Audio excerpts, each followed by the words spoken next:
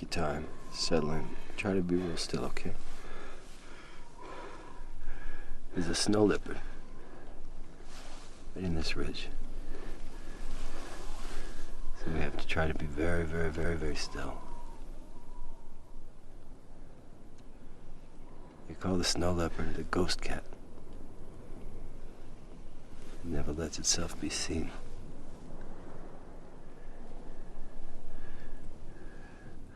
Ghost cat.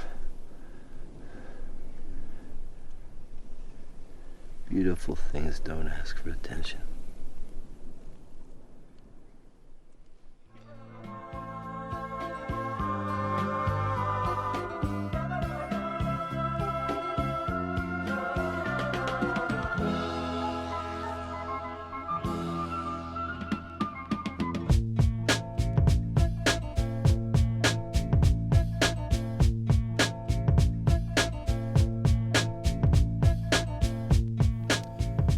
Welcome back, everybody, to the Film Bros Podcast. My name is Isaiah Lucas, and I'm joined by my co-hosts, Abraham and Nick.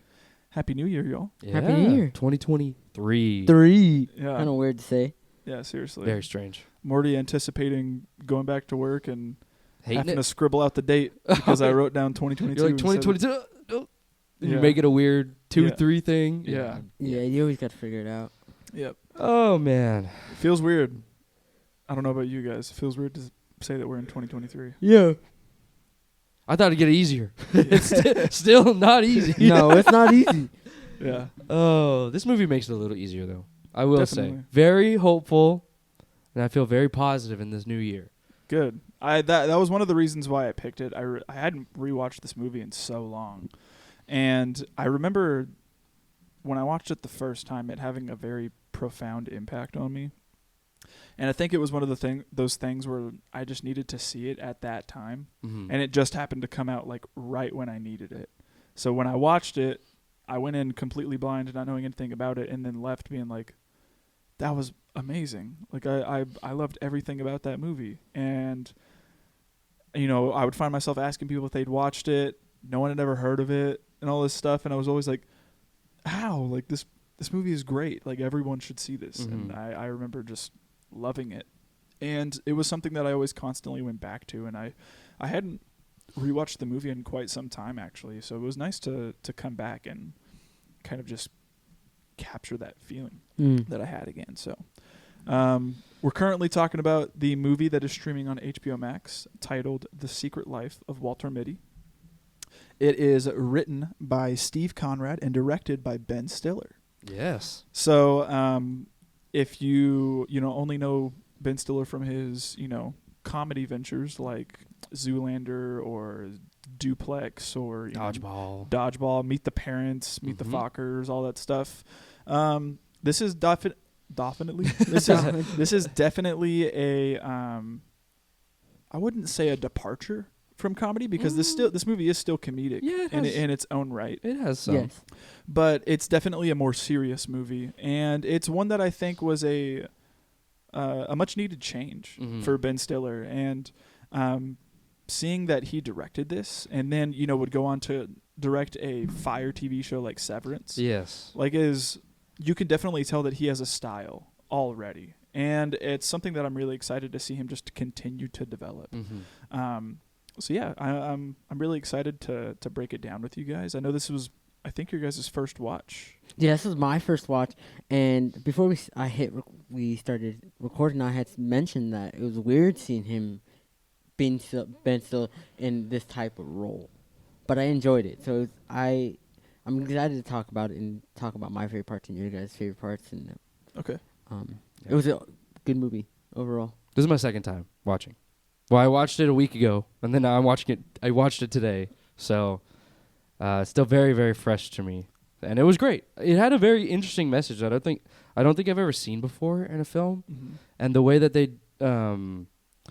show daydreaming, I think is really unique, and their take on it is super unique. Because normally I think like, oh, being a daydreamer is great. You're creative. You like to, express yourself in these very interesting ways that only you can understand. And if you meet someone else like that, then it's even better.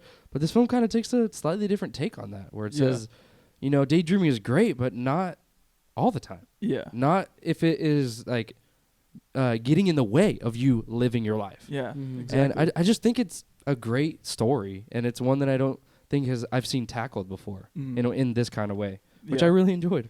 Yeah, and that was one of the things that I think really resonated with me the first time I went and watched this movie.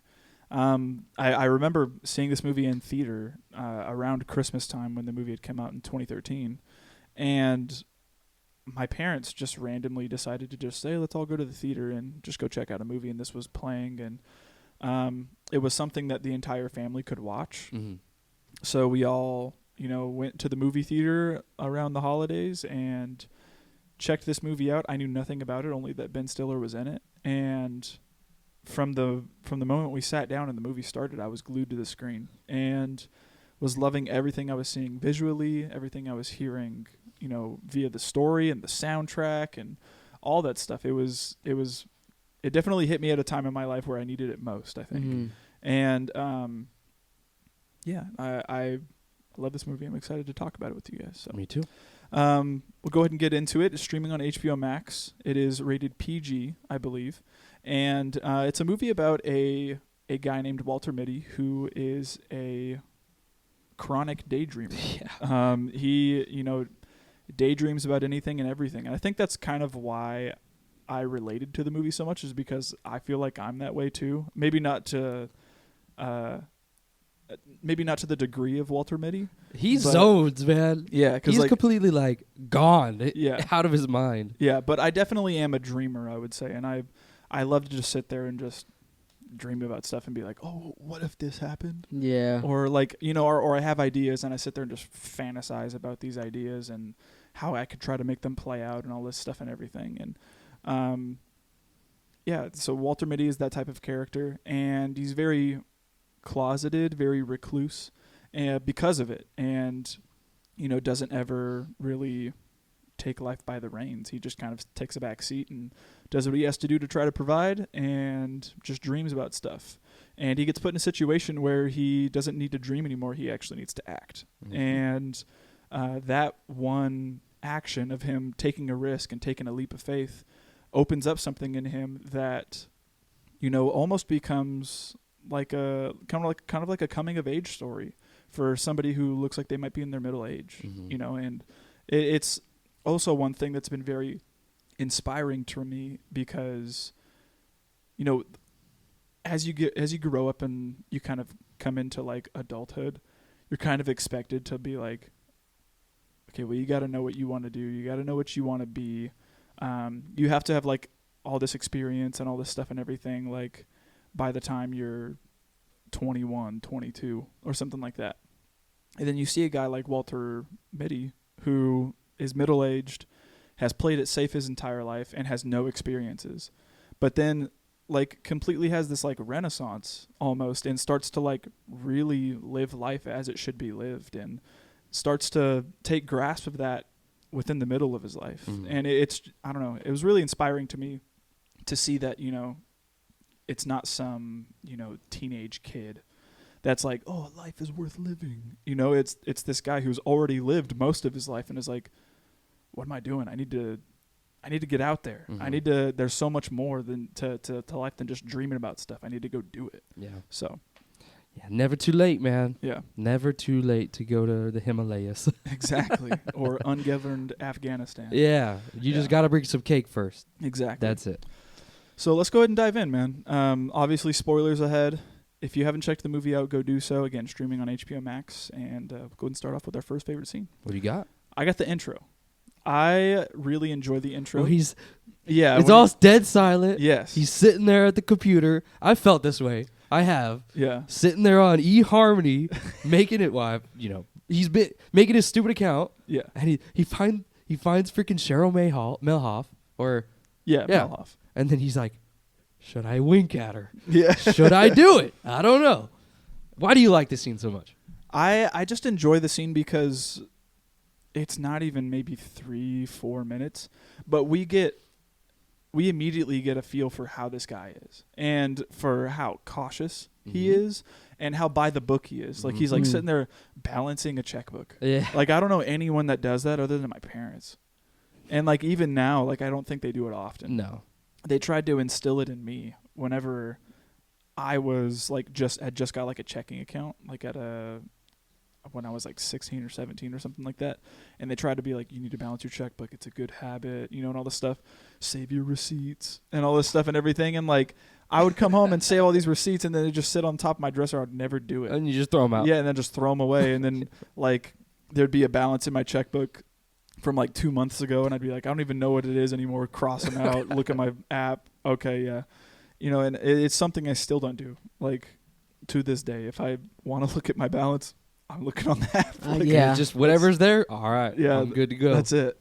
But Walter Mitty is that type of guy. He has a routine. He's very by the book, and he's routine oriented. He's a guy that's going to get up in the morning at 8 a.m.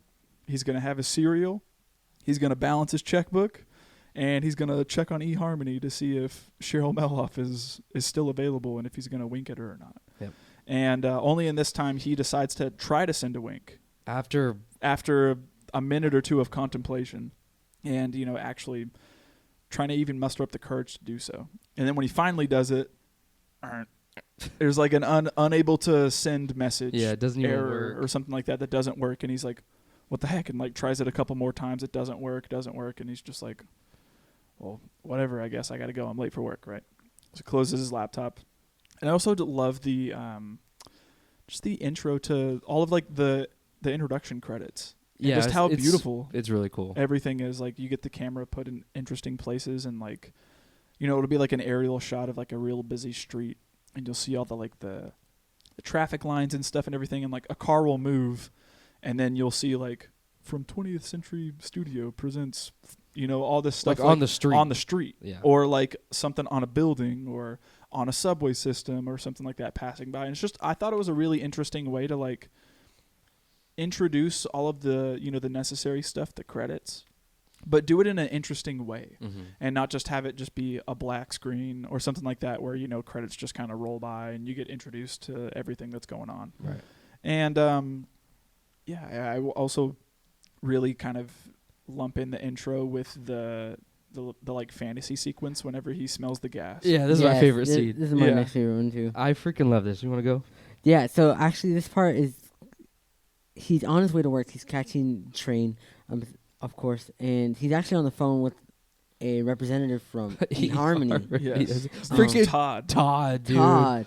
Most iconic voice ever. Yes.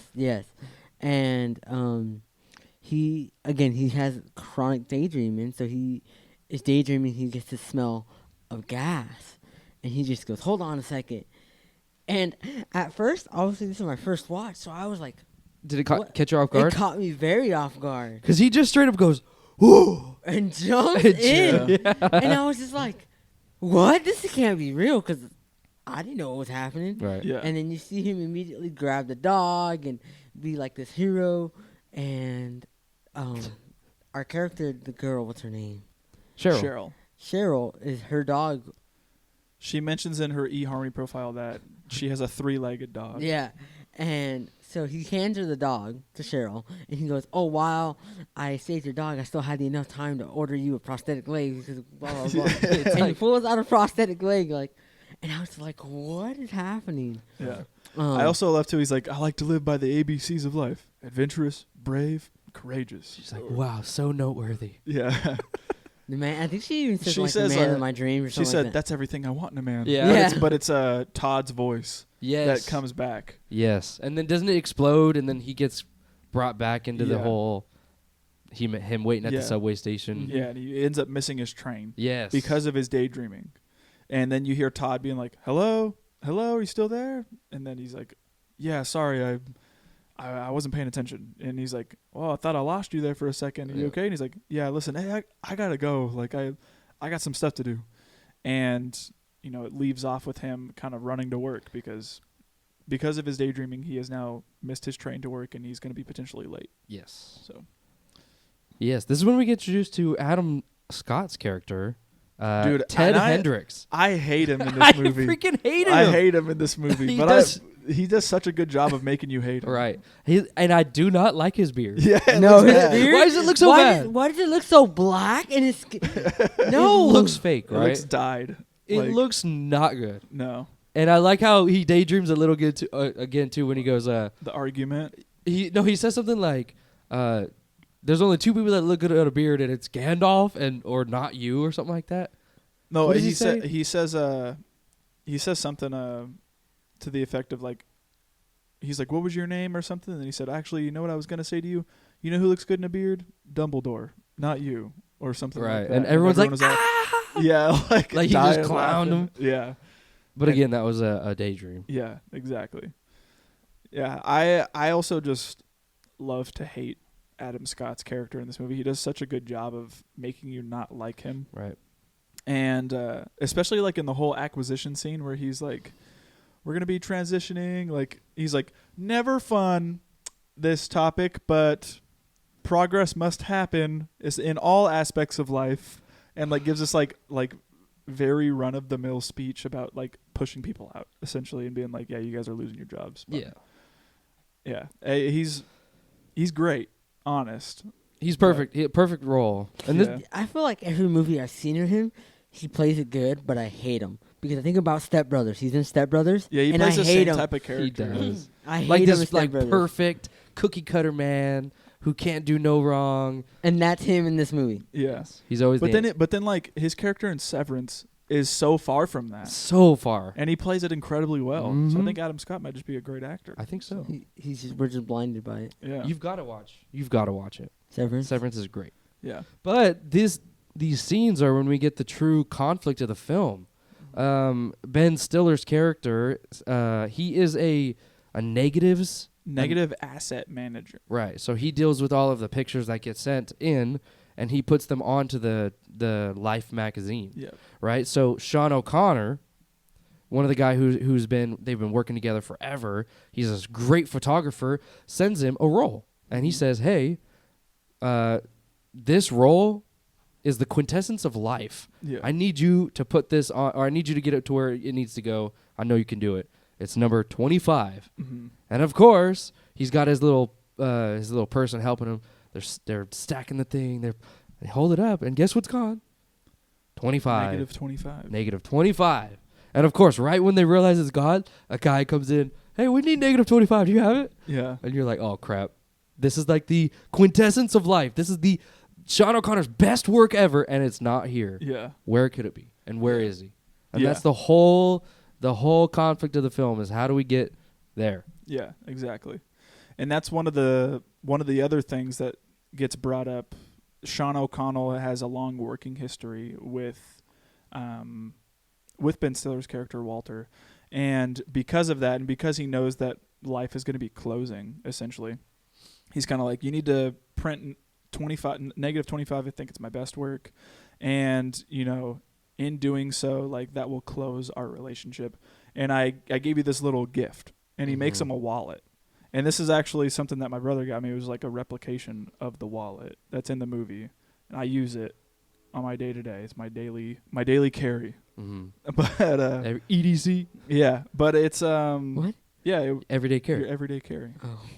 But And yeah, it's got it's the life same thing. It's got the motto. life motto in it and everything. And this was something that was incredibly special to me. That is from this movie. That should show you how much I freaking love this thing. That I went and got a replica of the freaking wallet to have as my freaking everyday wallet. Yeah.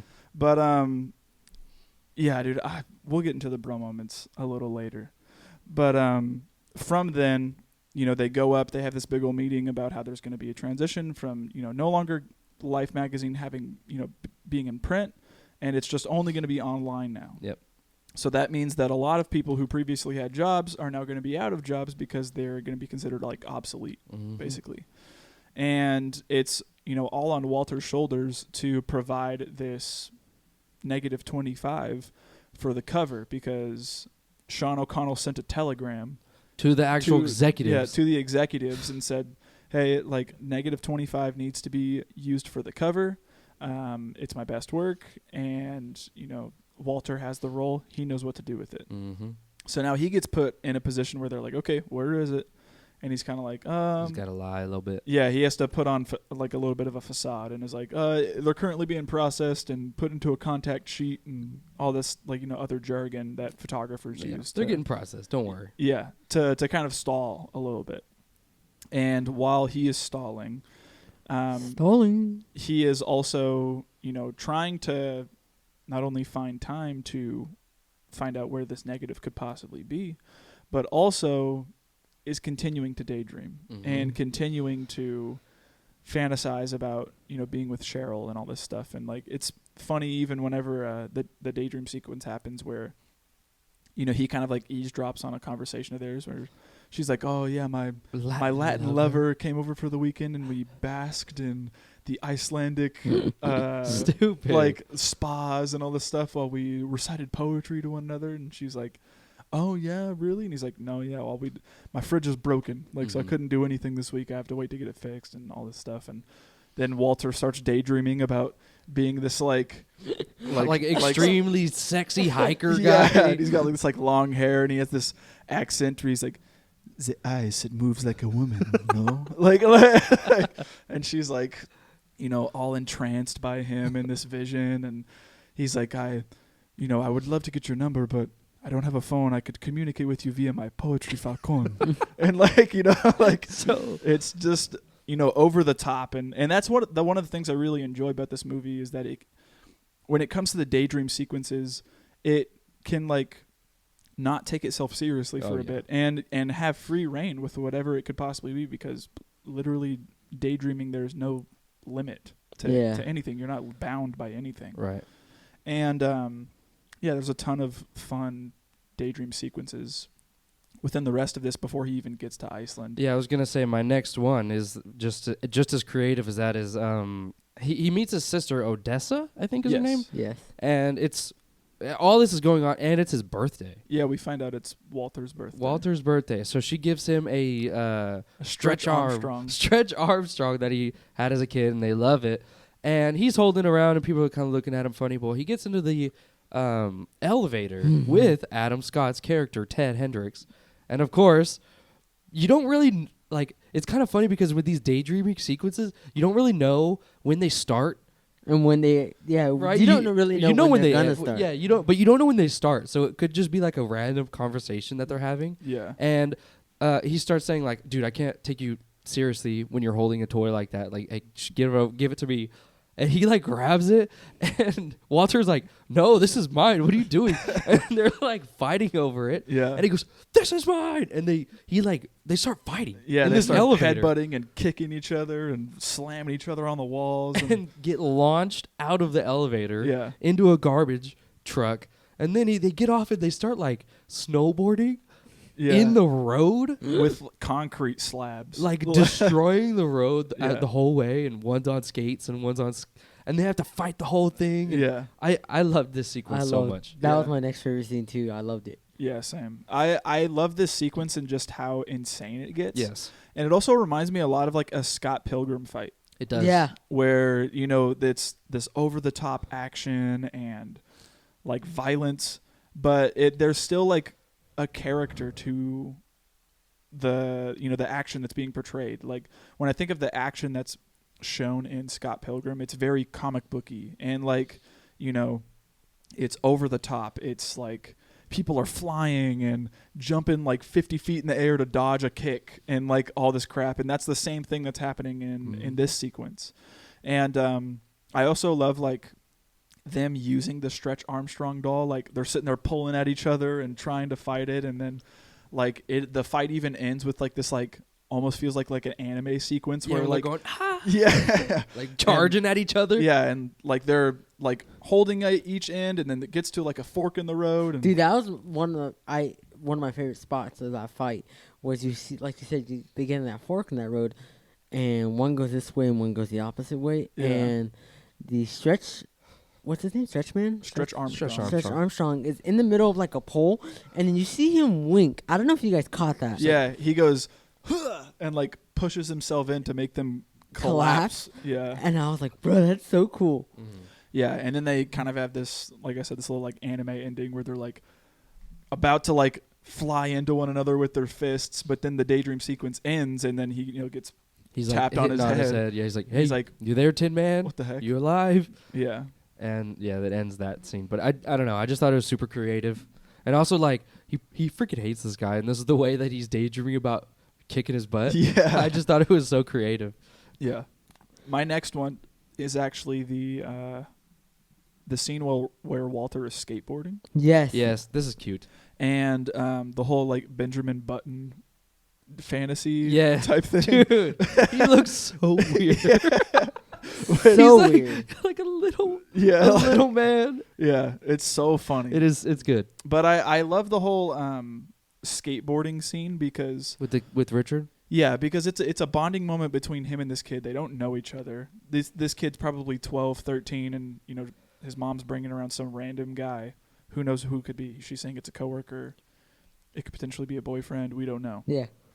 And previous to this scene, we had saw that when Walter was a kid, he used to skateboard a lot too, and he had the support of his dad, Right. who like loved him and supported him in his skateboarding adventures, and even like took a picture after they won some like skate competition, and he has this like big old mohawk and everything, and he's just like you know super proud of his kid that he won, and so we have that context that Walter used to skate. He's pretty good. And he used to be pretty good. He won some comps, right? So, you know, he's sitting there and Walter's kind of like, that's a cool board you got over there. You know, I used to skateboard. And he's like, oh, yeah. And he's like, you mind if I show you some stuff? And he's like, sure. Meanwhile, that's happening. Cheryl's on the phone and she's speaking to her ex-husband about a couple of things that need to get handled with their divorce. And so every time she's kind of looking away, Walter is like, doing some kick flipping. He's doing all these like freestyle Rodney Mullen type tricks, like handstands on the skateboard, flipping out and landing on the board, doing like a Casper flip. And doing all this crazy stuff. And like every time he's doing that, Cheryl's not looking. And then when she goes to look back, he's just like standing on the skateboard and doing nothing. all this stuff. And I enjoy this because I like to believe that this is actually one of those moments that is real and that actually does happen. Because at the end of the film, Rich gets so like excited to show Walter a clip of him skating doing his because little kick flip. Yeah, because they have that kind of, you know, rapport with one another now that they have something in common. Right. And then it kind of leads to Walter daydreaming about like growing old essentially with Cheryl and but he does it in the way where he was like, you know, I have to tell you have to come clean. I have that Benjamin Button thing. And he's like, well, you know, like you know, like age in reverse and you become like this old man baby, like when you die.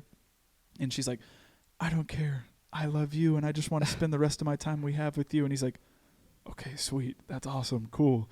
And like as he's like each time it cuts back to him, he's just getting grayer, like older and older, yeah, and grayer.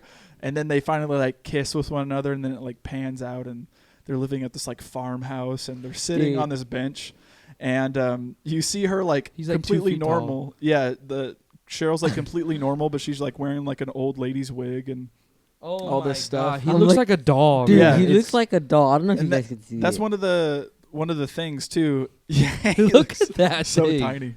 But the proportions sitting, are off. But he's sitting there, and she's like, I like this little snazzy suit that you got on here. And he's like, thank you.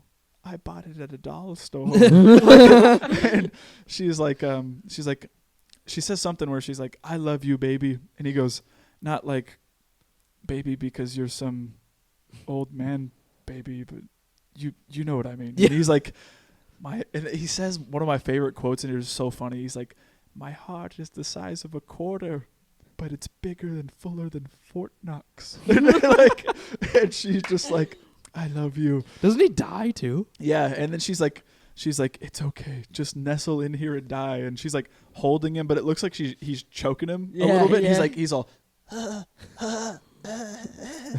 and you know, finally comes back to after that daydream is done. And Cheryl's already walking off trying to tell him something. And she's like, Walter. Where do you go? Yeah, and he comes back and he's just kind of like, oh, sorry, what? And she says, where do you go? And he's just kind of like, I'm sorry, you know, I was thinking about something at work. And she's like, okay, well, you know, Peg said that she'll try to, you know, give you a call whenever when she finds something out about Sean, right? Yeah. So I'm going to go. And ends up leaving. And then that leads Walter to go back to the office and try to continue his search for -25. Mm-hmm. Yeah. My next one is when he actually takes life by the reins and goes to Greenland. Yes. I really like this scene. He gets that scene of Sean O'Connell. He has like an iconic picture of him, and like he comes to life and goes like, "Come to me." Yeah. And he finally decides to do it and get on the plane and go. And he gets to this like almost as like a remote island where there's 8 people there or something like that. Yeah. Something little. He gets his little car, the red, small, tiny little car, and drives through this beautiful, beautiful town. But he gets to this bar, and it's so funny. The drunk pilot singing, "Don't you want me, baby?" And he straight up like Come on, sing it for me. Pestering him. He's like, you're not working. Come on, sing it. And he starts like tapping him, and he's about to get him. Yeah. And he goes, "Wait, I gotta talk to you about your thumb." Yeah. And you see, of course. Yeah, he's got a ring on his thumb, which was a previous picture that was included in the roll of negatives. I think it was like number 24. Something like that. Yeah. So Sean had been there. Yeah. So he's on the right path. And he starts talking to this guy. This guy's like super drunk, and he's like, "Don't cheat on your wife, man." Dude, that's one of my favorite quotes. How does it go? He goes, "Don't ever cheat on your wife when there's only 8 people in the entire country." In the entire country, bro. Of course you're going to find out. Yeah. Yeah. And I don't know. I liked it. I liked seeing him finally take life by the reins. And again, it's one of the first scenes where you're not quite sure if it's really happening to him. Yeah. You're like, is this real? Is he in Greenland? Is he really fighting this bar guy? Yeah. And of course he is, it's that really interesting idea of like, I'm not sure. Yeah. I'm not sure until it really happens or until we get through it. Exactly. So I really liked it. I also love the whole sequence where he's kind of like he was like, "Yeah, I could take you to find Sean. I flew him out to this ship. The Erkiksnek was the one that you're looking for." And he's like, "I'm about to fly out there like right now 5 minutes to deliver these radio parts that they need. You could come with me if you want." And he's like obscenely drunk. Mm-hmm. And he's like, "I'm just gonna finish, this last little boot beer that I got." And it's like those like massive boot beer glasses. Mm-hmm. There's like a good chunk still at the bottom that this guy just chugs. And he's like, "You're gonna operate a machine after you just drink all that beer and in your current condition?" And he's like, "Yeah." And then he's like, "Okay, I'm not gonna go with you. Like you're in no state to actually fly this thing. So the guy was like, "Okay, I'm gonna not go with you." And he's like, "Okay, whatever." And kind of starts walking out. And this leads into my next favorite scene where he has a fantasy of Cheryl coming out and performing this song that has been used at this point to kind of like be an insult to Walter. Mm-hmm. And it's a Space Oddity by David Bowie. But the entire time that it's been used as an insult to Walter, it's whenever he goes into these like trances and Ted will kind of catch him and he goes like, ground control to Major Tom. Can you hear me, Major Tom?" Mm-hmm. And one of the things that I really enjoyed is that when Cheryl gets wind of this, that they use this song against them in my previous favorite scene with him skateboarding, she says like, "Hey, don't let those guys say anything to you about that song, that Major Tom song that they're talking about. That's, that song's not about daydreaming or anything. It's about having courage and having the courage to go into the unknown and, being able to take a risk like that." Mm-hmm. And he's like, "So don't let them do anything to you."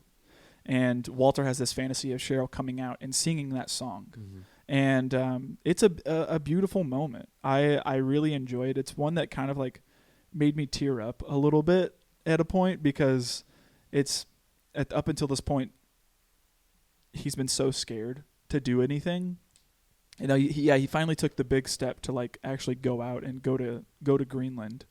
But now he has to make an even bigger decision. Do I really want to follow up with this and take the risk of getting on this helicopter with this guy who was knowingly drunk? Plastered. Or do I stay here and play it safe? And, he envisions Cheryl singing this song by David Bowie, which honest, this whole movie kind of like ignited my love for David Bowie. I didn't ever really listen to his stuff until this movie. And then afterwards, I went and looked up Space Oddity and loved it and dived into the David Bowie rabbit hole after this movie. And I love that, you know, seeing her sing this song finally gives him the courage to take the trip and to take the risk and jump on the helicopter. And I love that, like, she kind of like leads him out as she's singing the song. And right whenever it breaks into like one of the big verses of the song, he throws his, you know, briefcase in and hops in, and right on time, right as it's about to leave the ground. And, you know, he's leaving. He sees her down there still singing the song. And he's kind of like, holy crap, I'm actually on here. Like, I'm really doing this. I need to, you know, fully go into this thing if I really want to, you know, stop dreaming and just actually take advantage of the situation here. Right. And it's a beautiful scene. I did love that scene. Do you have any other ones? My actually last one was him skating. Yeah, in Iceland. Yeah. Yeah, I love that scene too. So it was just such a nice scene. He getting to the skateboard or this longboard. He's riding his bike because I think he's riding his bike, right? Well, yeah. So he's right. It's when he first gets to Iceland. And the dude's like, "You better get that bike because there's some." He's like, "There's a ton of horny Chileans who want to go to the strip and club." That's the only way to get there. So he gets on that bike and he's freaking going crazy. And I think he gets on the phone with eHarmony guy again, right? Yeah. And is that when he crashes? Yeah. So he gets on the phone with him and is like, "Hey, well, you can not just put Phoenix down as places I've been. I'm now in Iceland. I was in Greenland. I jumped out of a helicopter. Fought a shark. I fought a shark. I am now in Iceland. I'm biking over to a volcano." Mm-hmm. And he's like, "What the heck?" And, you know, closes the phone. And then he has a vision of seeing these birds make out Cheryl's face. Yes. And he gets distracted and crashes and wrecks the bike because of it. Yes.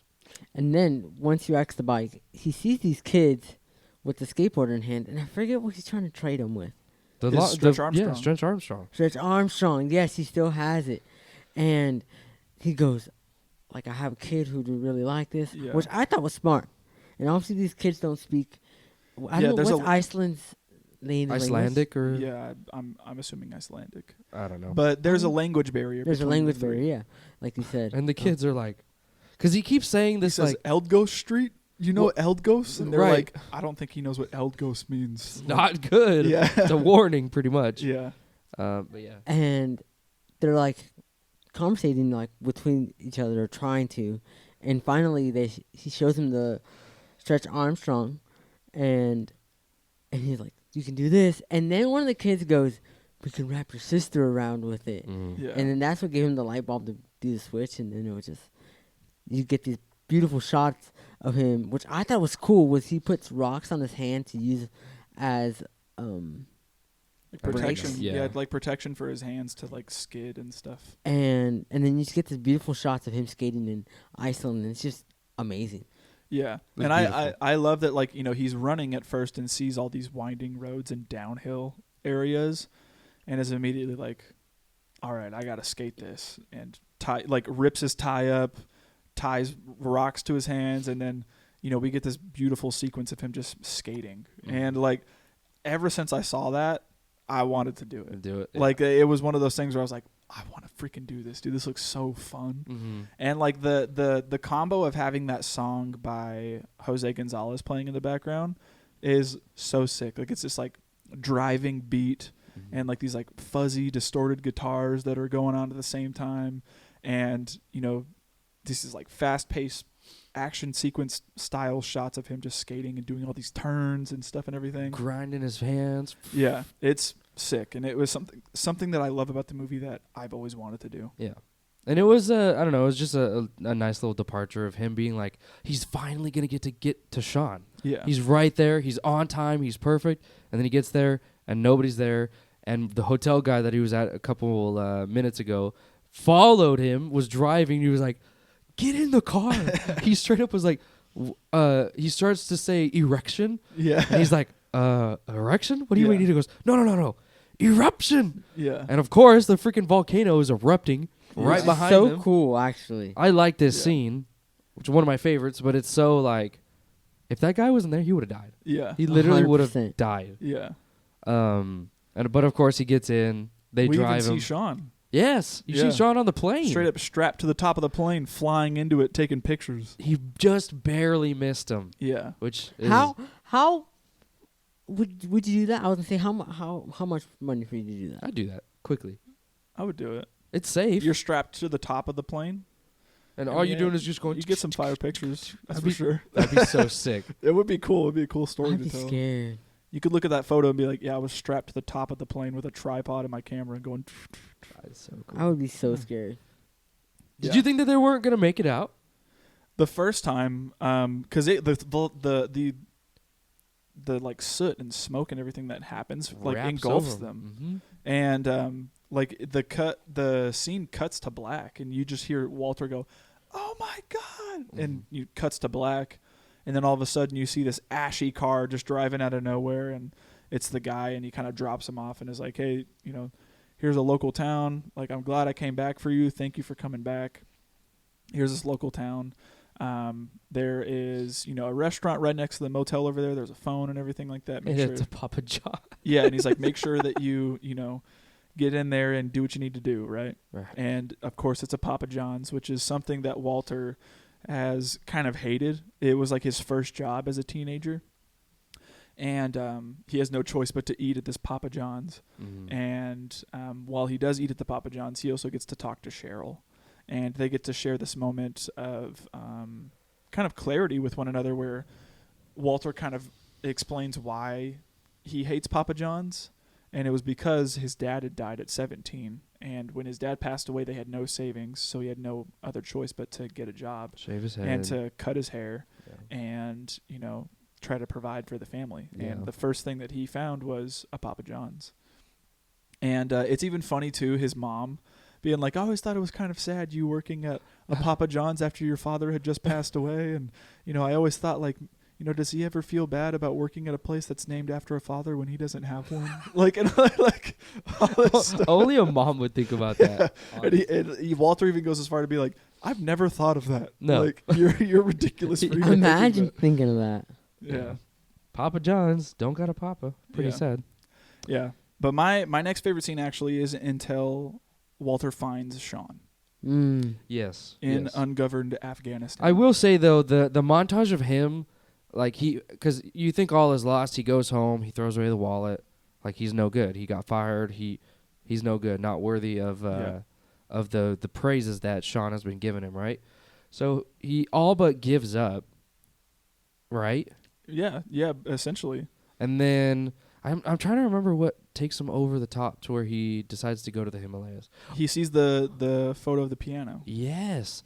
And he knows that his mom was taking pictures with the camera. Yeah, she discloses to him. Yes. He was like, "Hey, like, was Sean ever here?" And she was like, Yeah. "Oh yeah, I took that picture of that piano right there with his camera. Yep. He was here." And he was like, "Why didn't you freaking tell me? Like, Right.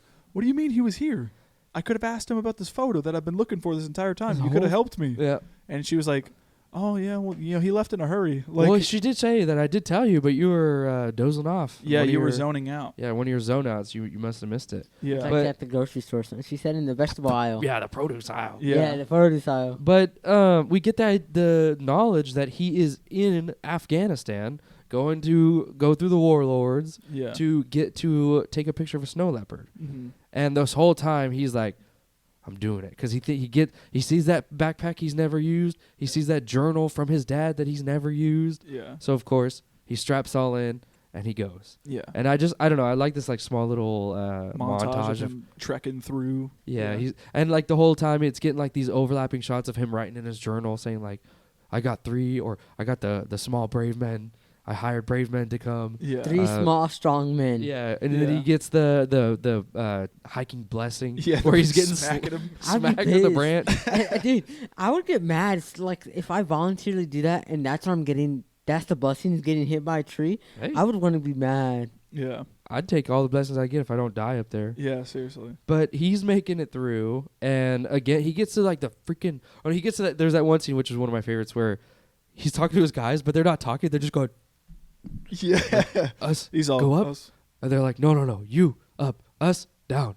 And they're just like pointing at each Yeah. other, and he's like, Yeah. and it's real funny. Yeah. But eventually they leave, and it's just him. He's solo, Yep. and he's going all the way up there, and he gets on the phone again with Todd. eHarmony Todd, and Todd is like, dude, your profile's really hitting it off after that You're shark popping. and volcano thing. Yeah. You're gonna have so many winks, like no big deal. Yeah. And then he goes, but Cheryl, your girl, is no longer Yeah, there. she withdrew. She withdrew, and of course we get that scene where he goes to her house and sees the ex there.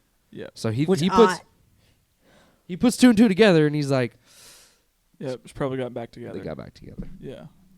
I saw that and I said, dang. Yeah. But as he's freaking talking to this guy, Sean is like, "Hey man, do you mind? I'm working Like, here." He's like, yeah. Can you shut up? I'm working here. And he goes, "Todd, I gotta go," and hangs up. And then it leads into your favorite scene. I Yeah. love this scene, but I hate this scene because this is what it made. My instant thought when I saw this was, bro, that's Casey Neistat. Oh, Casey Sean. Neistat, really? Yeah. You think he looks like You him? think Sean Penn looks like I thought it was. Casey Neistat? No. I thought it was. And then I realized it was Sean Penn. Oh, yeah. And I was like, Mystic Oh, River. shoot. Yeah. But yeah, Sean is there in the flesh trying to capture a picture of a snow leopard. Mm-hmm. And they finally stumble across one another, and he's like, Sean, it's Walter. And he's like, Walter? And he goes, yeah, Walter Mitty. He's all, really? Because they've never met. They've only ever spoken with one another, through their work. And so they finally get to, put a face to each other and meet finally. And, they have this moment with one another where he was like, hey, look, like I've been trying to like look for you this entire time. I'm trying to find -25. Like, where is it? Like, it's gone. It's not there. And he was like, you're sitting on it. Mm-hmm. And he goes, what are you talking about? Why would I be sitting? Why would I be sitting on it? And he said, in the wallet. And he goes, what do you mean in the wallet? And he said, well, in the note I told you, I put it in there. And he said, when I read the note, I thought you meant in there, like in the wrapping paper, like look inside, look in the wrapping paper. Oh yeah, he gave me a gift. Cool. Yeah, he's like, no, the gift was the picture. Yeah. And he was like, yeah, the gift was the picture. I put the picture in the wallet. And he was like, He's why like, would you freaking do that? Like, he's like, I admired you for so long, but why would you do that? Yeah. And he was like, I thought it was playful. Like, I thought it was like a It's like, playful yeah, little too thing. playful. Yeah. And that's even when we come to find out he was like, well, where is it? Where's the wallet that I gave you? And he says, I chucked it. It's in Yeah, the trash. he Like, said, I got mad, so I threw it away. And he's like, that kind of hurts my feelings. Yeah. He's like, I made you that, and now you're throwing it away. Mm-hmm. And reveals to him that he threw the wallet away. But then they get to have this interaction with one another where they're trying to look for the snow leopard, and Sean tells him that snow leopard, people also call it a ghost cat. It's something that doesn't allow itself to be seen by anybody, and it's very beautiful. It's been told that it's very beautiful. And Sean has one of my favorite quotes throughout the entire movie where he says, beautiful things don't ask for attention. Mm-hmm. And after that, they're kind of like sitting there waiting for this thing to pop up, and then it finally does. And he tells Walter, come over here, look. And they see the snow leopard, and then they come back, and Sean is just kind of staring at it. And Walter asks him, are you going to take the picture? What are you doing? And he says, sometimes I don't. If I like a moment, I don't like having the distraction of the camera. Mm-hmm. I just want to stay in it. And then he pauses for a minute and he says, yeah, right there. Right here. And then the moment kind of passes, and then takes the picture. And then afterwards they have a little bit more of a conversation, and they see some people down the mountain playing soccer. And Sean looks over there and says, that looks fun. I think I want to jump in. You coming? Mm-hmm. And, Walter's kind of like, wait, what was the picture? And he said, well, we need you to come because if you don't, we're going to be odd numbered, and we need you on the other team so that way we can be even and have equal players. And he's like, what was the picture?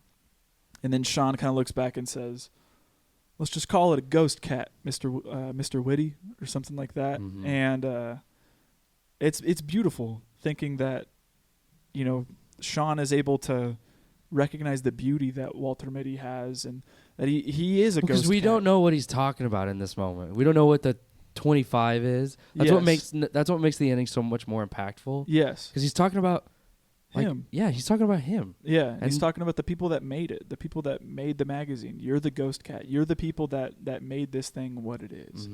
And you never ask for attention. You never ask for it. Those beautiful things don't ask for attention. Right. And now you're going to finally get your say-so. And it's a a beautiful scene. And then I also love just that sequence of them just playing going soccer. down and meeting these random guys and playing soccer and like just laughing and having fun and watching the sunset. And yeah, it's just a beautiful scene too. Yeah. I don't know about you guys, but for me, this scene really felt like kind of just like a release of air.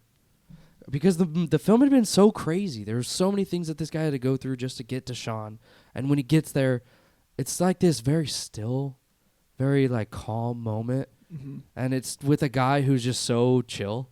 And he seemed very genuine. And I feel like a lot of, I don't know, I'm not a photographer, but I could empathize with that feeling of being like, yeah, I could take this picture right now, but I could just be here and be present and experience this and just let it pass. Yeah. I just think about how many experiences Sean can have or already had. If he does that, like just imagine like So sometimes I don't saw take this, pictures. Yeah. and I'm not gonna take a picture, but I'm gonna remember this for the rest of my life. Yeah. That's insane. It's like something for him. Yeah, Yeah. exactly. Which is really cool. And it just, the whole scene just felt, because it was very silent. There's very, not that much dialogue going on. It just felt like a nice, calm breeze. Yeah. And I loved it. Yeah. Because this movie, I feel like, really needed it after all the craziness that happened. Definitely. So. Yeah. But then that goes into the ending, which is my favorite as well. Okay. And just that final interaction between Walter and Ted. I love that, after having to sell the piano, which is a big memento for Walter's mom, she says, oh, that man, this check's a big sum. Make sure you put it in your wallet. And he's like, I don't have one. I threw it away, remember? And she's like, oh, actually, you didn't. I got it. And he was like, what do you saved it? And she's like, yeah, I always save your knickknacks. When we went through your stuff, I never let you throw anything away. I always saved that stuff. Yeah. So she pulls it out, and I got teary-eyed for no reason. Yeah. When she pulled that out, I was like, yeah, it felt like, oh. Yeah. Yes. And she pulls the wallet out, and he finally sees that there is a little envelope with the negative there. And he's like, this is 25. This is what I've been needing the whole time. So he goes to the life offices, interrupts a meeting, and gives it to Ted and says, here's your quintessence. Here's your thing. And I even love that Walter finally says what's been on his mind the whole time about Ted, and he's like, I get that you're doing a job, and that's what you do. You got your marching orders. You push people out. That's what you do. And he said, but you don't have to be such a jerk about it. Put that on a plaque at your next job. Yeah. And it's just that final interaction is so satisfying. Yes. And it feels so earned seeing this arc that Walter has, and that he's been put in such opposition of this guy the entire time, that now he finally gets to come back and have the last say-so, and then give them the thing that he's been wanting the whole time, and walk out of the building and not be like, I'm out of here, basically. Yep. It's incredible. And then also, just seeing the final cover brings a tear to my eye every time, man. It's incredible. And I remember watching the movie for the first time and crying at the point.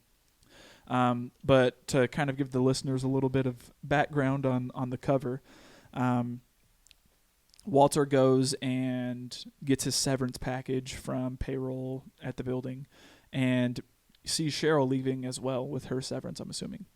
And they kind of meet up with one another, and they talk for a bit, kind of explain what's going on. Cheryl explains my ex-husband was there just to fix the refrigerator. We are still very much separated. We are not together. So there's nothing to worry about. And I can't remember if he discloses that he was trying to like hit her up on eHarmony or not. I don't think he does. I don't think he does, but he says that he stopped by. Oh, okay. And he was like, well, your husband was there. Yeah. She goes, dropped it off. Yeah, she goes, he's not my husband. just fixing the The fridge. Yeah. And he's like, oh, okay. Mm. So that gives him hope. And then, they keep walking and they walk by the magazine stand. And she happens to say like, oh, the last issue should have came out today, actually. Let's see what it is. Let's try to pick up a copy. And they are staring at this magazine stand. And the camera like just shows us their reaction at first. And all we see is Cheryl go, Walter, oh my gosh. This is Walter, that's crazy. And then it finally shows us the magazine cover. Mm-hmm. And it says, life dedicated to the people that made it. And you see Walter kind of just like staring at a contact sheet with a loop in his hand. Mm-hmm. And it's one of those things that just made you tear up, man. I'm telling you, when I saw that scene, him there, I was like, bro. He finally got his shine. He got his shine. And that's like, for someone to see that in you, that's like something bigger than anyone can give to, in my opinion. Yeah, it's beautiful. That's like, bruh. Yeah, and it just signifies the whole journey too of him, going on this long journey to find what is himself, pretty much. When the whole time he literally had it in his back pocket. Yeah, he literally had what he was looking for already. Yes, and he just needed to find it. Exactly. And he went through that whole journey to realize that it was there the whole time. There the whole time. Yeah, and I think it's great. A great freaking way to end this film. And it is really emotional. I saw that and I was like, he goes through all of that. Yeah. And it's nice to see someone appreciating him for the work that he's done for 16 plus years. Yeah. And it's just that's also why I think let's just call it a ghost cat, Walter Mitty, it's a beautiful way to also give a callback to what the ghost cat means, but also to signify Walter Mitty as one of those. It's incredible. Ask for attention, but he's still just as beautiful. Yeah, and Sean can see that in him, even though they've never met. And he can see that in him, and gives him the the honor of being the closing cover of Life magazine. Yeah, it works so well. Yeah, and then also seeing Cheryl and Walter kind of hold hands at the end. Walter makes the move to grab her hand, and she kind of just lets him, and they walk off. Is so cute, so precious. Yeah, it's another moment of just like, let's go, Walter. I was rooting for him. Yeah. Yep. So, yeah, but that's the end of the movie there. That's it. So, if there are any other favorite scenes here? Nope. All right. Let's get into the best quotes then. We hit a bunch of mine. We hit a bunch of them. I actually don't have any more. Same here. We already hit all mine. I have the old man whenever he falls into the ocean, he jumps the wrong way. The dude's like, dude, the wrong boat, don't jump there. Well, he says, I see a fin, I see something in the water. And one of the guys goes, it's just a porpoise, don't fear the porpoise. Yeah. And I was dying laughing because it ends up being a shark. Yeah. He's like, what does he say? Don't befriend the shark, kill it. Yeah. He's like, gouge its eyes out. He's like hitting it with this briefcase the whole time, saying, it's not a porpoise. It's not a porpoise. And I died when he said, don't fear the porpoise. Yeah. Killed me. And then the last one, when he was at the top of the Himalayas, Todd calls and he's like, Todd, I'm going to have to cut this short. I need to make oxygen choices. Yeah. I was like, it's true, man. You don't need to be talking to this guy. Definitely. All right, that's it for the best quotes. Then let's get into some bro moments. My first one was in the beginning of the movie when he's getting to work. And he thinks that Cheryl waves at him. Oh, yeah, I have that written down. Because I've done that plenty of times, Yeah, bro. she goes, hey, and he's all, hi, how was your weekend? And then someone comes back and says, my weekend was great. I was like, oh. I've done that so many times. Like, I probably do it like once a week, bro. Accidentally. Yeah. At work, because there's so many people at work, I just be like, oh, hey. And then they'll be like, and just give me that stare, and then it's so awkward. I'm like, oh, I'm sorry. Like, yeah, definitely. So we obviously seeing -25 is not in the role. Yep. Huge bro moment. My next one after that is seeing the thumb on the pilot. Yes. Yeah. Yes. Yeah. And I linked it saying flying while drunk. Yeah. Yes. Definitely. Also, the pilot screaming at those dogs. Dude, I died laughing when he goes, oh! Yeah. When he's walking He out, sounds right? like a beast, huh? Yeah, they're sitting there barking at him. He just goes, like it just screams at him and it I feel shuts like him up that's- real I quick. feel like that's something that I would do too, though. Yeah. Walter jumping out of the helicopter. Yeah. Mhm. Huge bro moment. I put, dang, she has a man. Oh, yeah, Yeah. Because definitely. I thought she had a man. I put the piano photo and Sean being with Walter's mom. Yep. As well. Mm-hmm. Also, Cheryl withdrawing from eHarmony. It's a big bro moment as big well. bro moment. And then finally seeing Todd in L.A. Oh, yeah. He's like, So- you have one person that can identify you as Walter Mitty. Yeah. And of course, it's freaking Todd. Yeah. Real quick, as we're talking about bro moments, I'm looking at some of the stills. Did you see how much he charged for eHarmony?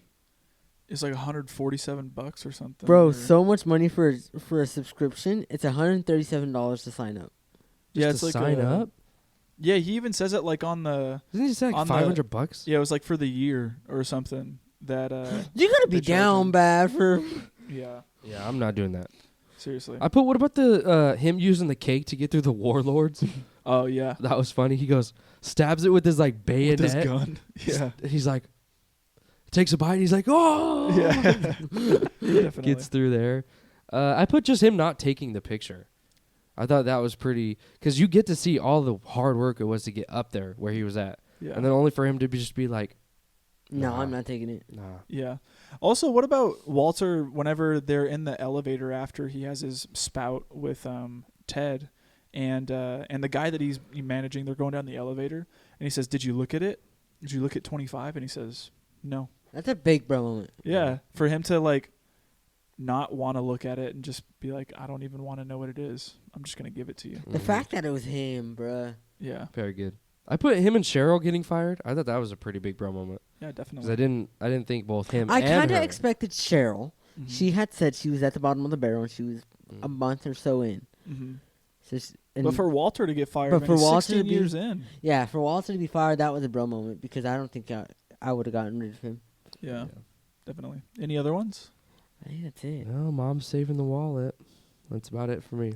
All right, let's Yeah, get that I did want to hit it real quick. That is such a mom thing to say. to I always say, keep your save your knickknacks. save your knickknacks. Yeah, That's such a mom thing to do. And when you watch it on the second time, you watch her as he's throwing it away. She watches. sees it. yeah, She watches him do it. Yeah, she watches him do it. yeah. So it's not like it's just some random plot that came out of nowhere. Yeah. It was there. It was built. That's good. Well, that's it. Let's get into facts with the bros. Let's do it. Yeah, the budget to make this movie was $90,000. Opening weekend, it made $12.7 million. Gross for U.S. and 90,000? Seriously? yeah, That's so little. That's so little. little. 90,000? I feel like a lot of this Is it 90,000 or 900,000? Oh, 90 million. Oh. that's a big difference. Yeah, that's a way big difference, dude. I was about to Okay. say 90,000. So that recontextualizes the 1.2 million you said. 90 million to make this movie. $12.7 million the opening weekend. Okay. Gross for U.S. and Canada was 58.2, and gross worldwide was 188.1 million. Okay. So it made its money. It's made Yes. its money. It made it double its money. Yeah. Okay. I can't believe it said 90,000. Yeah, that man, 90,000. Imagine I would have been 90,000. impressed. Yeah. $90,000 budget for a movie like this, I would have been like, Definitely. just for the film, for the Alone. rolls of film alone, Yeah. to film this thing would probably cost quite a bit. Yeah, seriously. That's crazy. Look at this. As of 2014, Papa John's has no restaurants in Iceland. Yep. A bakery in the West Iceland town of Borganes was converted into a Papa John's for the movie. That's pretty interesting. That's funny that they went that extra link, They that freaking extra did. mile to like fly in all the decorations and decor and everything to do a Papa John's for a movie. Yes. Very strange. Yeah. I actually have down too. I didn't know that this movie was actually based on a short story Did not know by that. author Josh Thruber. And this movie was also made originally in 1947. Oh, wow. Yeah. I was also reading too that this movie went through like development hell. Like this movie was originally going to come out in 1994 with somebody else attached to it to play Walter Mitty, but the studio was having a hard time getting the rights to the film at the time, and then by the time the studio, got the rights, they were already working on another film that they thought was going to do better, which was called Ed TV. Never heard of her. It's a Matthew McConaughey movie that came out in 1999. It's essentially just like The Truman Show. Oh, okay. And they ended up making that movie instead of this one at that time. And then the movie was going to be made in like 2005 with Owen Wilson. Well, yeah, I have a couple facts with people who were supposed to play in this movie. Yeah. Which is Jim Carrey, Owen Wilson, Mike Myers, Sacha Baron Cohen. Sasha Sasha, Baron excuse Cohen. me. Yeah. That's And Borat. is it? Yeah. And Will Ferrell. Yeah. Pretty We're all considered for the role of Walter Mitty. Yeah. And what I was reading too was at the time, the original script for the 90s version that they were going to do was going to be much more satire filled. And it was going to be like way more of a comedy than it is like a lighthearted family friendly type movie. Mm-hmm. And I'm definitely glad that they went the direction that they did here, and that the movie got made when it did. Yeah. Because I think it definitely means more. And I guess like in the original short story and the previous version of the film, Walter Mitty is like a daydreamer, like to a serious fault.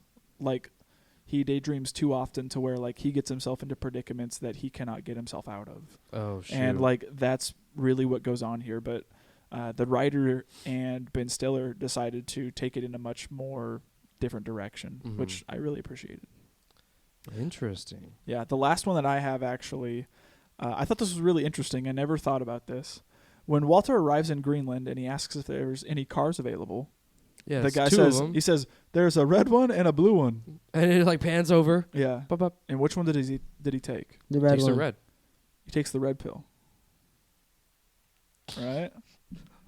You get Oh, the yeah, red pill yeah, or yeah. the blue pill. Is that you take the blue pill and then And you wake up. the blue pill, you stay in Wonderland or whatever it is. You take the red pill, and I show you how far the rabbit hole Yes, goes. yes. And he takes the freaking red pill. Yeah, he takes the red car and decides to Ah. continue with his journey.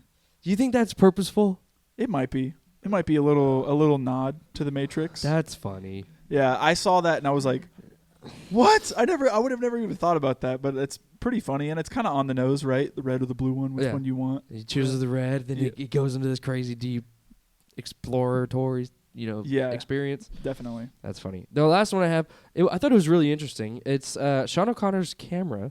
Sean O'Connell, excuse me, has a Nikon logo blacked out. The movie's producers may not have had permission to use Nikon, but it also serves as a role of real life professional photographers will do something similar to that. They'll block out some of the brandings to mitigate the people asking them the tech that they use and what they use, why do they decide to use it. And it's a good way to avoid advertising. Yep. Their choice of gear. Mm-hmm. And I just thought it was cool. And it also is to shield their expensive gear from being stolen. Yep. Because it doesn't have any logos on it. like $1,000 million brand names. It's all just... I did see that Sean had a Leica hanging off his shoulder, though. Did he? Yeah, and I was like, I see that thing, man. It's hanging on your shoulder. When he has that big Nikon lens out and, it's set up on the tripod, he has a little Leica M3, like, hanging on his right shoulder. Yeah. And I was like, I saw it immediately and was like, I would know that's a Leica from anywhere, just like based off the build. Just like a little point shoot? Yeah. Yeah. I just thought that was pretty interesting. Nice. Any other facts here? The last one that I have is that these three famous filmmakers have all considered remaking this project, which is Steven Spielberg, Ron Howard, and Mark Waters. And I would like to see Steven Spielberg. Well, yeah. So those were the original guys that were going to direct the '94 version as well as the 2005 and all that. They were all attached at one point to direct this movie whenever it was originally supposed to be made, and then it just never happened. Yeah. And they've all considered remaking it. Imagine how it would look now. Yeah, I don't know. I think it'd be definitely Way different. different. 100% it would. Yeah. Spiderwick Chronicles is Mark Waters. Spiderwick Chronicles. He's done quite a bit. Mr. Popper's Penguins. With Jim Carrey. Mm-hmm. Yeah. Interesting. Yeah. That's it for me, though. All right. If that's it, then let's get into what didn't work. I just put Adam Scott's beard looks so fake. Yeah. Like, it's so bad. Yeah, definitely. I didn't write anything down. Okay. Everything worked for you? I think it was everything was fine. I didn't see anything wrong with this movie. I have one thing, and I just kind of wish that the movie dived a bit deeper into the loneliness that Walter must have been feeling at the time and his longing for a relationship. Yeah. Mm. The only thing that we ever really get is just that he is on an online dating site. So we get the feel that he's looking for a relationship. But I would have really loved to have kind of like possibly had a conversation with someone, or, you know, dived deeper into like maybe like a journal entry or something that, you know, that showed that he really wants this for his life, and that, you know, it's not something that he just kind of like, oh yeah, if I get one, I get one. Like, it's something that he really wants. He's paying $500 a year to be on an online dating site and is only wanting one girl. Mm-hmm. Like, I wish Yeah. that we kind of got to dive into that a little bit more. Mm. I could see that. I could see you. I could see where you're coming from. Yeah, and that kind of ties into mine. I wanted to see a little bit more of the negative effects of daydreaming, because it almost seems like too overtly positive. Like, the only really thing is sometimes he's just not present for a couple seconds. But this could really like damage his relationships yeah. with not only his people at work but his family. Mm-hmm. And I wish that they tied it in a lot with like the passing of his father, Yeah. and tied like the emotions behind why he daydreams and all that stuff. Yeah. Because right now it just kind of feels like, yeah, he daydreams about these really freaking cool scenarios, Yeah. and the only repercussions is, oh man, he gets picked on. Yeah. Which you can kind of see the beginnings of some negative effects, but I would have liked it to be a little bit deeper. Yeah. Where he's like, actually, like, maybe he like misses a really important meeting because of his daydreams, or maybe like he misses his mom's birthday or Yeah. something like that. Or like, you know, is in the middle of a very important conversation and starts to daydream, and someone notices it, And they're like, they, you know, that causes, you know, repercussions for their relationship, and, you know, they cause them to fight or break up or yeah, something. it's like, you know? oh, you're never there. But this is kind of just like, oh, where'd you go? You know, oh, you were gone for a second. Oh, whatever. It's kind of like, it almost is like a little tiny, slap on the wrist. yeah, like a little quirk, you know, like, Yeah. oh, he's just daydreaming. Yeah. But it could really affect him. Yeah. And I don't know. I just wish it kind of had a little bit more of that grittiness Yeah. to it. Yeah, definitely. Anything else that didn't work? No, I can agree with both of you guys though. All right. I could see both sides. Well, if that's it, then let's get into what did work. I have to say, first off, this movie has incredible cinematography. Oh, Bro, this movie's beautiful. This movie is super beautiful. Yeah, that was one of the things that I noticed the first time I watched it, was just how pretty it looked. mhm. Yeah. And, like, I learned why I loved, like, super symmetrical and, like, balanced shots and all that stuff. Like, specifically, I think of, like, that shot, like, when he's at the subway. And, like, it looks like the camera's just, like, on the other side. But everything is, like, super straight. He's, like, sitting right in the middle of the screen. Like, there's, like, everything that's so... it's just aesthetically pleasing, I guess you could put it. But it almost has, like, that likeness of, like a Wes Anderson film, where, like, everything is strategically framed. Mhm. And also, like, the coloring to the movie Yeah, I is immediately just noticed gorgeous. the eyeballs. Yeah. His freaking blue eyes were so vivid. Yeah, or, like, even, like, the green of Iceland. Oh my goodness. Like, everything just looks so lush. Yes. Yeah. And, like, it's just a gorgeous film to look Yeah, at. it's just super, always interesting. Never boring, never bleak, never gray. It was always just this beautiful, bright pops of color, Yeah. which I loved. Yeah, I also really enjoyed the soundtrack. Yes. I think the soundtrack to the movie is incredible. Yeah. And it also introduced me to the likes of David Bowie and Jose Gonzalez, who I believe Jose Gonzalez did a lot of the actual, like, score for the film. But he also features a lot of his own music from a band that he's in, and then his solo stuff as well, which I have become really fond of, actually, because of this movie. So Yeah. I really enjoyed the acting here, especially from obviously Walter Mitty, Ben Stiller. It solidifies him as being just one of the greats, and it blows my mind that he's also the director. Yeah. Because I think his direction is insanely good. Mm-hmm. He has like a way of conveying a very profound message in this kind of like overly, crazy, silly in some moments, really heartfelt in others, and he's just got this way of directing and communicating through film that I really enjoyed. It's a story that could have been so like lost and so like no through line. It's really easy to just kind of like Could be run of the mill or like so chaotic that you can't rein it back in, and then it just becomes a jumbled mess. Yeah. This movie, especially this movie, without great direction, I think would have fallen so flat. Yeah. Because there's so many different avenues you could go, and I think the decisions that he made, I think were great. Definitely. One thing that I really liked is I think this movie made me almost feel like what you did, how we talked about before the movie, just like get up and go do things. Yeah. And for that, I think that everybody should watch this movie, and I think this was a perfect timing just for us to watch it at the first week of the year. Mm-hmm. Like the first of the years are always like, we got to do this. Like, this is the year I'm gonna do this. So seeing this made me be like, hey, like go do this. It's inspiring. And it almost feels like it calls you out, because you're like, you start thinking about your life, and you start, like, dude, I could have done so much by now. Like, so, and I'm gonna I'm not saying like I watched the movie at the right time like you did. I definitely think the beginning of the year is the right time for this movie. Yeah, definitely. So that's something that I liked, is the timing that we watched this movie, and just the message that the movie has in general. Yeah, it's a kick in the pants, man. Yeah. Get up. Yeah, do something. Stop just thinking Yeah. and dreaming about it. Get up and do. Yeah. And you'll see dividends. Yeah, definitely. I think that's just all attributed to the great writing as well that's here, as well as the pacing of the film. Yes, I think yes. The pacing and the writing of the film are great. They go hand in hand with one another, and they truly make the movie fly by, and they make you care for characters and really just want the best for everybody. Yep. Yeah, I love it. I just love the character arc of Walter Mitty. Yeah, definitely. Seeing him go from a man who's this square.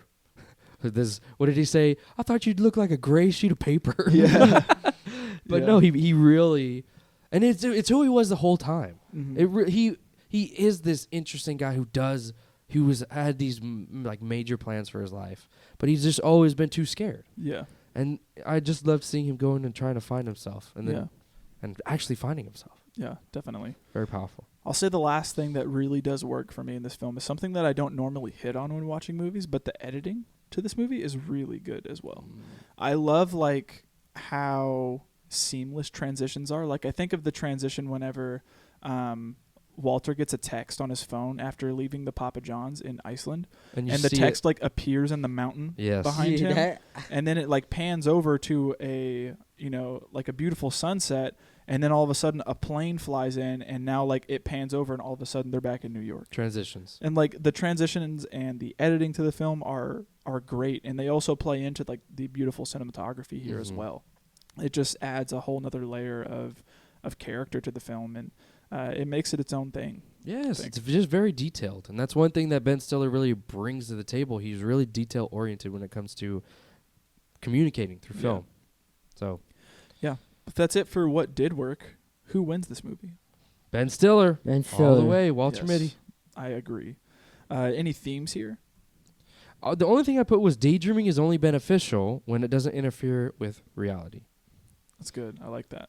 Because it's true. Yeah. I put down Carpe Diem. Seize the day. Yep. Chase your dreams. Yeah. No, literally. Chase the dreams or chase the bag. Chase the bag. Yeah. This movie is just like Nick said, just a big kick in the pants for anybody that's wanting to go out and do something. Don't think of anything as like a roadblock. Think of that goal that you want to achieve, and go out and do it. Find out how you can actually do it, and if it's achievable, do it. Don't be scared. And that's one of the reasons why I really wanted to watch this movie at the beginning of the year. Just 'cause I feel like it's just a great movie to start the year off on.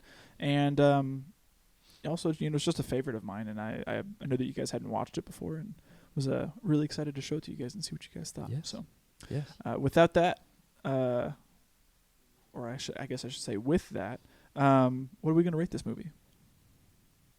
I'm giving this one a solid 8.